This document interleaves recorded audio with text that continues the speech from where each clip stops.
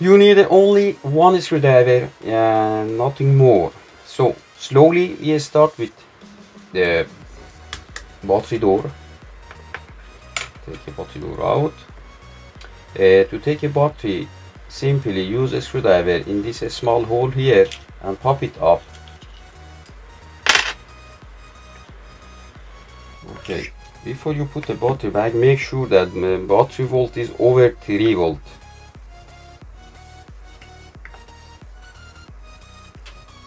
And I have 3.07, so it's good.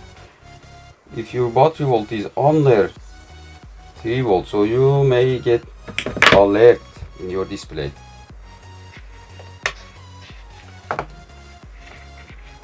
Difficult to take this battery. Okay,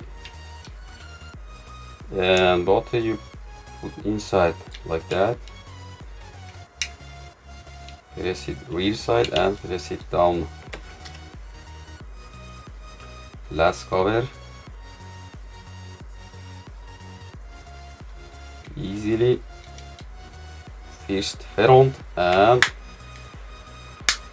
press. To replace the battery easily, take that one out and, as I said already, top up the battery.